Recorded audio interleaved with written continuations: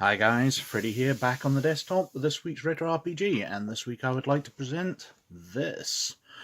Rift's Manhunter from Myrmidon Press in 1994. It's the only licensed product for Rifts. I covered Rifts a few weeks ago, and it's set on an Earth where a nuclear war has caused interstellar rifts to open up, where you can travel to various parts of the universe and the multiverse, which allows dragons and space aliens and all that to appear on this post-apocalyptic Earth. But what it also allowed the game to do was have rifts where people could travel into other universes, and that's what they did with Rift's Manhunter, which is set in a parallel universe where humanity reached the space age, went out into space, met a species of aliens called the Aglians. We'll call them that until we find out different, and started a war. Now, the Aglians created robots to fight the humans called Manhunters. But after the humans and the Aglians came to peace and formed a sort of interstellar federation type thing, the Manhunters refused to shut down. So they are still prowling through the universe, fighting a war which has ended, harvesting technology from all sorts of places. Let's have a look at the back cover, which doesn't actually say much. The Megaverse just got a little more dangerous. Rift's Manhunter highlights include 20 new character classes, super science and high technology, 11 new alien races, introduction and prologue by Kirn Simbada, Manhunter universe completely compatible with Rifts and the Megaverse. So basically this is kind of a separate game with its own races and character classes, which is compatible with Rifts and can be plugged in if you want to use just this as a source book. So it's a handy, interesting way of them releasing a role-playing game using the Rifts rules, but selling it to the much larger Rifts audience as well, because the Rifts audience can just go into it, and their players can choose to be one of the aliens who stumbled through Rifts from the Manhunter universe to the Rifts universe, or the Manhunters themselves have come through, finding a new cache of humans to slaughter, which could be a massive threat that you throw into your Rifts campaign. It was a really interesting idea, and I actually like the Manhunter universe a bit more than I like the Rifts universe, because it makes a bit more sense. Let's flick through anyway. So we've got the introduction, which does mention using it as a source book. It also mentions the other Rifts dimension books, which have other parallel universes. It's got the appearance of the Rifts there, history of the Manhunters going through the creation of the Manhunter race and the war and all that. The ATPDS, the Aglian Terran Planetary Defense System, is the federation of this universe. And we go straight on to the Manhunters. They're obviously the prime candidates, or the prime interest in this game. It's named after them. So we've got large robots with faces like the Punisher's chest symbol. We've got floating balls with energy cannons. Definitely not as cool. We've got large, weird robots with massive claws. Funnily enough, called Mark III claws. We've got flesh coats, which are Terminators. And then we've got their robots, because while the Manhunters themselves are artificially intelligent, they do create just machines. So they create Enforcer robots, Hermit Recon units, and Manhunter Necrodemons to create slave colonies of Terrans to work for them, and they created this to make humans fear them. So a large skull-headed robot with a massive pickaxe. I think it's supposed to be a scythe. Plasma scythe. Looks like a pickaxe to me. Also, the head reminds me of a video game character. A PlayStation 1 game. No, can't remember what it was called. We've got Scavenger Mark IIs. We're on to character creation and the occupational character classes. So we've got the racial bonuses for the different species. And then we've got the OCCs. So it is more than just Rifts, where it tends to be you play a species or you play a character class. This, you play a character class of a certain species. So we've got Bloodletters Swordsmen, Cannibals Ex-Convicts, nice, Charlatan Con Artists, Choirboy Bloodhound Adherent, they're Bounty Hunters, Chrome Warriors, so they're cybernetically enhanced soldiers, Drive Jock Pilots, a Floater, who's just somebody who floats around and wanders, Integrity Guard, so they are a Sim Hunter. We'll come on to the Sims shortly. Justice Ranger is an Exile Space Patriot. Martial Dragon is an armed fighter who appears to have lots of martial arts abilities. So a computer hacker called a Netstalker, and Mutt is a military universal tactical team who get fancy powered armor. A demolition specialist called a Nuke. Seeker is a diviner mage, so a psychic of some kind. Scotty OCC, so they're technicians. Scotty out of Star Trek, obviously named after. Smoker is a battle mage. What else we got? Trashman is a robot hunter. I have to admit, I really like their gun, because that goes straight through mega damage armor and does damage to the occupants. It shoots straight through all mechanical armor. So these can take down glitter boys in Rifts with their little pistol.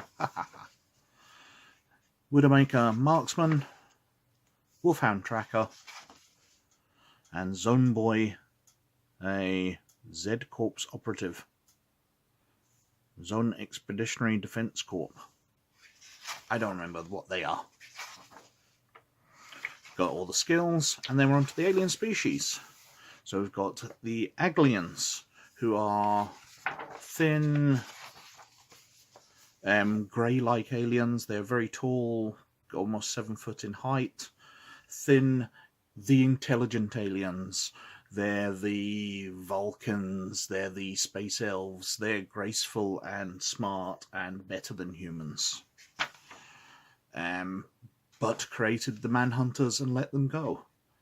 One of the bits I really like is the relations between the species. So it mentions that the Aglians, while they're working with humans and Terrans to build up this interstellar federation, they fear the Sims, because Sims are simulated humans who just use, or without human civilization, they're a lot more primitive and emotional, and they take drugs and commit violence. They're more primitive.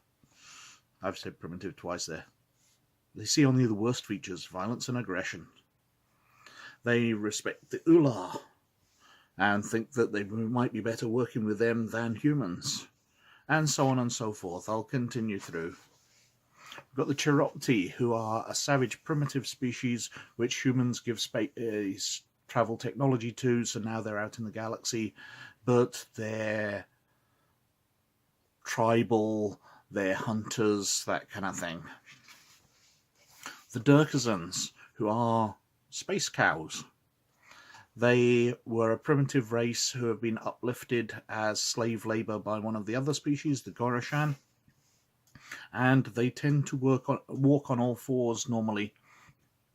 But to make them better workers, the Gorashan have bolted them into exoframes, which force them to walk as bipeds, freeing up their front limbs for doing work.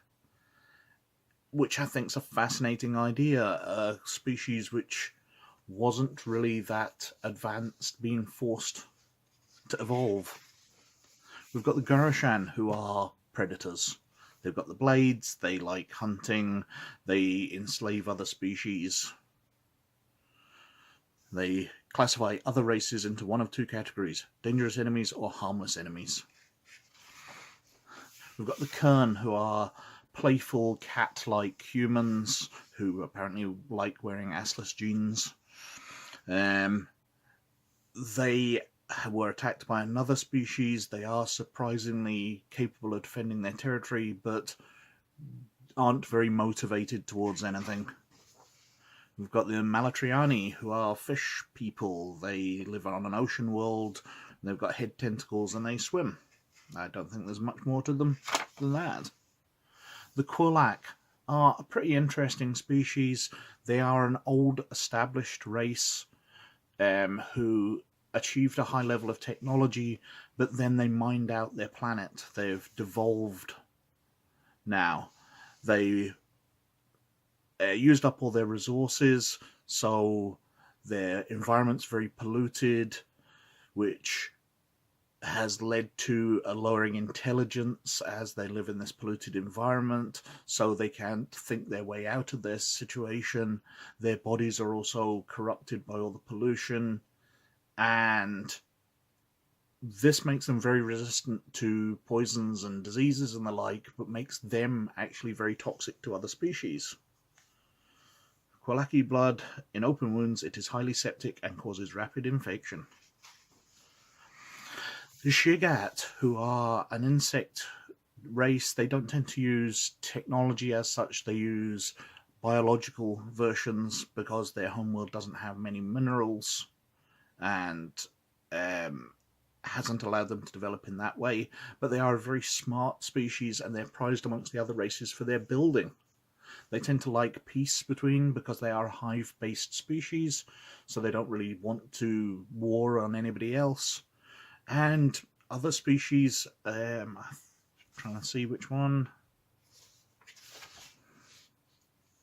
The Ular, which we'll come to, especially are taking Shigat with them on their colony worlds as they expand outwards, because the Shigat are very, very good at building stuff.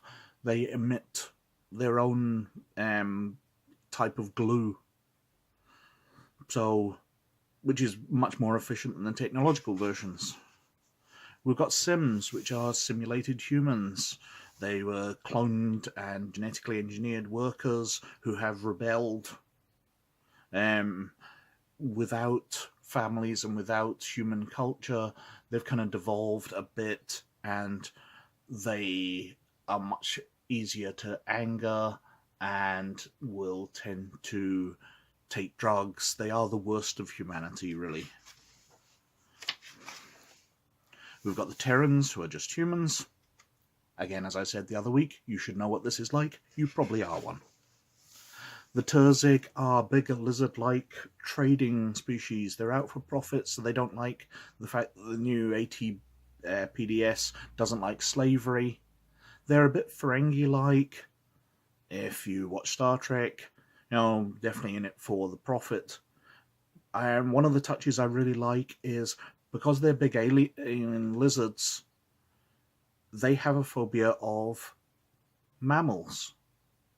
So while a lot of humans are creeped out by snakes and things, a small mouse or a cute kitten will creep the hell out of a Turzig, because they're just completely different. Mammals are horrible beasts, and looking at humans and the other mammalian creatures in the galaxy, they're a bit, ugh, they're weird. I like that touch. The Ular, giant, mainly naked, werewolf-like combat creatures, physically very strong. They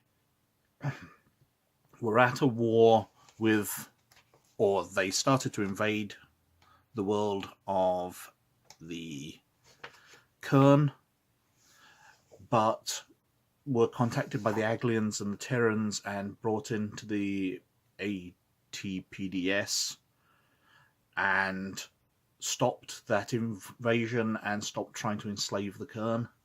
So there's still a bit of tension between those two races. But they're one of the species which is coming on the fastest because they see the advantage of this larger galaxy. They've become kind of the enforcers and the warriors of the ATPDS. And that's it for the races. As I said, I really like the interactions with them. You know, it goes through... They've got a great deal of guilt over the invasion of the Kirn homeworld, and often go out of their way to help the Kirn. They respect the Cherokee as warriors, but consider them foolish in their attempts to build an empire in the face of the ATPDS. They see the Kulak as pests. I do love the interactions. We've got some detailing of planets and the layout of the galaxy, how the government works. There's a Kirn and a Turzig, perhaps a better view than actually in the character classes. Sort of criminal organizations, Damocles Society, Holy Order of the Void, Wreckers, some of the large corporations.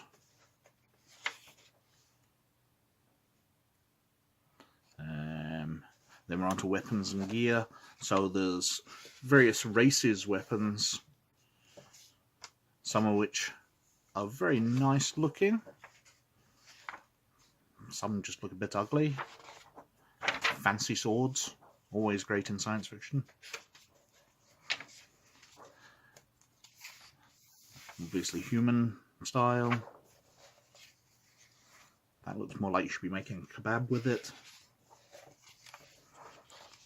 Got environmental suit. I think the artwork in Manhunter is very nice, although the armor does tend to look a bit bulky and heavy and useless. But then again, that is a sort of blast suit to avoid explosions. Mutt-powered armor. Battle suit, combat armor. Spacecraft and armaments. So we've got some spaceships. Some standard vehicles. Look all fairly standard for science fiction. Nothing stands out too much. And then we're on to a section which details sort of famous people through the galaxy who are wanted for money. So a starting off point for adventures. You know, number 3 wanted in the galaxy. And all that. So, another picture of a Turzig. What species is he? That's a Kirn. It doesn't really mention who that is. And then we've got the detail on Earth at the end. Kulaki homeworld and how to adventure on it. Some alien races. Sort of monsters on that planet. And an advert at the end. And that is Rift's Manhunter. It's a very interesting addition to Rifts. It's quite a nice game in its own right. And something I haven't really heard of. Whereas I covered Battle Lords of the 23rd Century a few months ago, which is a very similar sort of setup, alien universe, or Earth in a universe with various aliens. An alien universe? Parallel dimension, whatever you want to call it. But Battle Lords of the 23rd Century's had versions come out since, whereas Manhunter just seemed to disappear off the face of the earth. Although Rifts is still in publishing, so maybe Manhunter's selling in this form to this day. I have no idea. But anyway, thank you very, very much for watching. I hope you like and subscribe to the channel. But most of all, as always, you look after yourselves. And I'll catch you later. Bye.